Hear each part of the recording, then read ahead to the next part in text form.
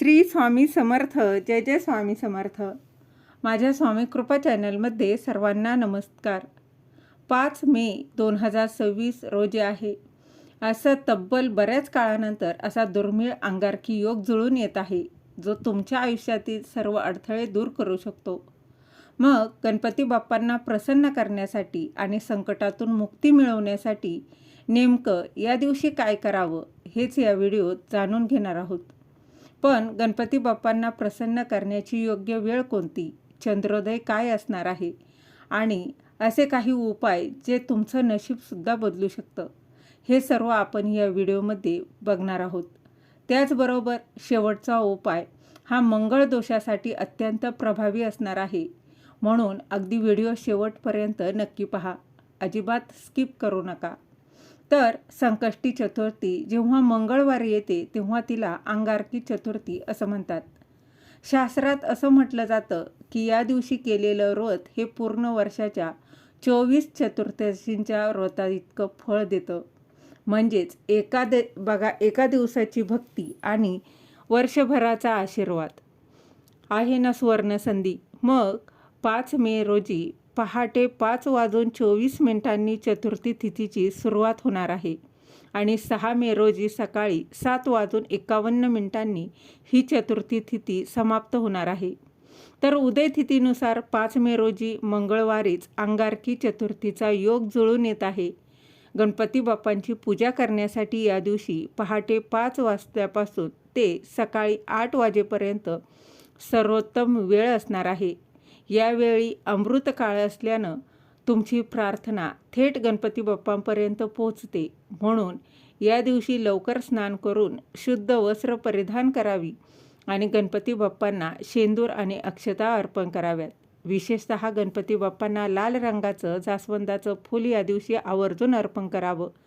त्याचबरोबर 21 दुर्वांची जोडी जी आहे तर ती देखील अर्पण करावी आणि ओम गणगणपते नमः, ओम गणगणपते नमः या मंत्राचा जप करावा. दुर्वा अर्पण केल्याशिवाय गणपती बाप्पांची पूजा पूर्ण होत नाही, म्हणून बाप्पांना दुर्वा आवर्जून अर्पण कराव्यात. आता संकष्टीचा उपवास हा चंद्राच्या दर्शनाशिवाय देखील अपूर्ण मानला जातो. मग चंद्र कधी निघणार, कधी दिसणार चंद्रोदय? तर 5 मे रोजी रात्री 10:35 चंद्रोदयाची वेळ असेल. ही वेळ 2-5 मिनटं मागे पुढे होऊ शकते. तर चतुर्थीच्या दिवशी चंद्राला जल आणि अक्षता वाहून अर्घ्य द्यावं. त्याचबरोबर चंद्राला नमस्कार करावा, चंद्रात गणपती बाप्पांचं रूप पाहावं आणि मगच अगदी आनंदाने उपवास सोडावा. आता या दिवशी काय केल्यानं गणपती बाप्पा प्रसन्न होऊ शकतात? तर या दिवशी शक्य असल्यास 21 वेळा गणपती अथर्वशीर्षाचं आवर्जून पठण करावं. हे शक्य नसेल तर तुम्ही मोबाईलवर लावून ते श्रवणही करू शकता. ऐकण्यानेही तेवढंच पुण्य प्राप्त होतं असं म्हणतात. तर बघा, अंगारकीच्या दिवशी दिवसभरात 108 वेळा ओम गणगणपते नमः, ओम गणगणपते नमः या मंत्राचा जप करावा. हे देखील खूप शक्तिशाली मानलं गेलं आहे. बाप्पाला या दिवशी मोदक किंवा गूळ खोबऱ्याचा नैवेद्य आवर्जून दाखवावा. यामुळे घरात सुख शांती नांदते असंही सांगितलं जातं. आता अंगारकी चतुर्थीचा हा दिवस केवळ उपासनेसाठीच नाही, तर बघा, ज्योतिषशास्त्राच्या दृष्टीने मंगळ दोष निवारण्यासाठी किंवा कामातील अडचणी दूर करण्यासाठी सुद्धा एक सुवर्ण संधी मानली जाते. जर तुमच्या पत्रिकेत जर मंगळ भारी असेल, विवाहासाठी अडचणी येत असतील किंवा जमीन जुमल्यांचे काही वाद असतील किंवा कामात सतत अडथळे समस्या येत असतील, तर या दिवशी काही उपाय तुम्ही करू शकता. आता या दिवशी काय करावं? तर गणपती बाप्पांना या दिवशी लाल चंदनाची उटी लावावी किंवा गंध अर्पण करावा. त्याचबरोबर लाल रंग हा मंगळाचा आहे आणि चंदन शीतलता देणार आहे. त्यामुळे मंगळाचा उग्र स्वभाव जो आहे तो यामुळे शांत होतो आणि व्यक्तीच्या स्वभावातील चिडचिडेपणा, रागीटपणासुद्धा कमी होतो. यामुळे निर्णय घ्यायला मदत मिळते. तर पत्रिकेत मंगळ दोष असेल तर लाल रंगाच्या चंदनाच्या माळेवर, ज्याला रक्तचंदनाची माळ म्हणतात, त्या माळेवर ओम गणगणपते नमः ओम गणगणपते नमः किंवा ओम गणेशाय नमः या मंत्राचा जप करावा. रक्तचंदनाच्या माळेने केलेल्या या जपाने अनेक पटींनी लाभ मिळतो असं म्हटलं जातं. शिवाय या दिवशी गणपती बाप्पांना लाल जास्वंदाची 21 फुलं अर्पण करावी किंवा लाल रंगाचं वस्त्र अर्पण करावं. अंगारकीच्या दिवशी लाल मसूर डाळ किंवा गुळाचं दानसुद्धा करावं. अत्यंत फलदायी मानलं जातं, कारण ज्योतिषशास्त्रानुसार गणपती बाप्पा हे मंगळ ग्रहाचे अधिपती म्हणजेच स्वामी आहे. अंगारक हे मंगळ ग्रहाचेच एक नाव आहे. जेव्हा चतुर्थी मंगळवारी येते तेव्हा मंगळ ग्रहाची ऊर्जा आणि गणपती बाप्पांचे आशीर्वाद एकाच वेळी प्राप्त होतात. त्यामुळे कुंडलीतील मंगळाचे नकारात्मक प्रभाव कमी होण्यासाठी म्हणून अंगारकीला आपण हे उपाय नक्कीच करून पाहावे.